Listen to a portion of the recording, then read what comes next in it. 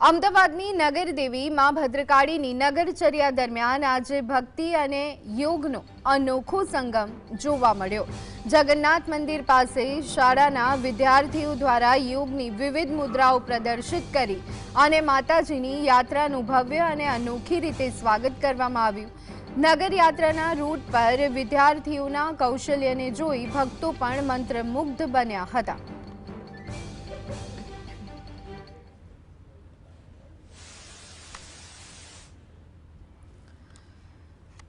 તો અમદાવાદની નગરદેવી માં ભદ્રકાળીની નગરચર્યા દરમિયાન આજે ભક્તિ અને યોગનો અનોખો સંગમ જોવા મળ્યો।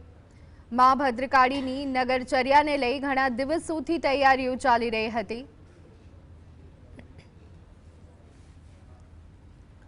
તો આજ અંગે વધુ વિગત મેળવી લઈએ। સંવાદદાતા ઝલક અમારી સાથે સીધા જોડાઈ ગયા છે।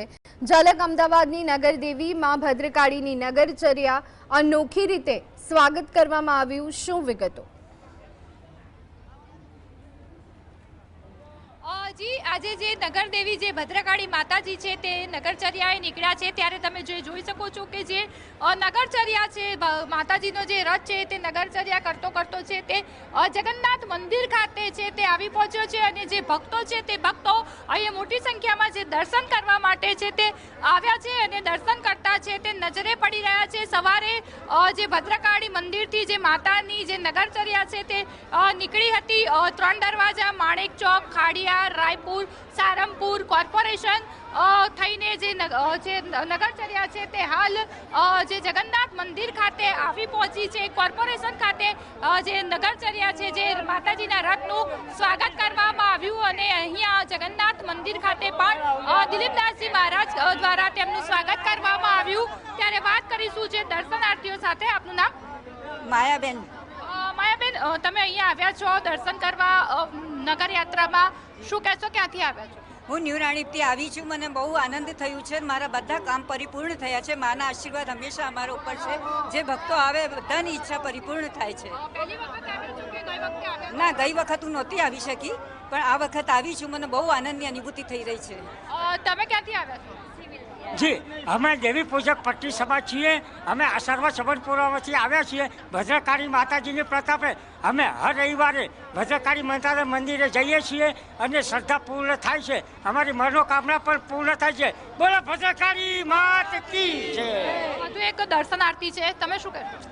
જય ભદ્રકાળી માં। અમારા કુળદેવી ભદ્રકાળી માતા છે અને લગભગ દર રવિવારે અથવા તો જેટલા દિવસ ટાઈમ મળે હું ભદ્રકાળી જાઉં છું અને આજે એમની નગરયાત્રા છે એટલે સાક્ષાત દર્શન કરવા આવ્યો છું। શું કહેશો, નગરયાત્રા આ રીતે નીકળે છે? 1 વર્ષ પહેલા નીકળી હતી, આ બીજા વર્ષની છે? જેટલા ઘણી મોટી થઈ એનાથી વધારે અને 5-7 વર્ષમાં રથયાત્રા કરતાં લાંબી આ યાત્રા નીકળશે એની મારી ગેરંટી છે। મારા નગરદેવી છે ને મારા કુળદેવી છે। તમે જોયું તે રીતે કે જે ભક્તો છે તે ભક્તો અહીંયા જે મોટી સંખ્યામાં વહેલી સવારથી જ જ્યારે નગરયાત્રા છે તે પ્રારંભ થયો ત્યારથી જ મોટી સંખ્યામાં જે ભક્તો છે તે યાત્રામાં જોડાયા છે અને વિવિધ વિસ્તારોમાંથી જે ભક્તો છે તે માના દર્શન કરવા માટે આવી રહ્યા છે। ખાસ કરીને જે જગન્નાથ મંદિર છે તે જગન્નાથ મંદિર ખાતે જે બાળકો છે, જે શાળાના બાળકો દ્વારા અનોખી રીતે છે યાત્રાનું છે સ્વાગત કરવામાં આવ્યું।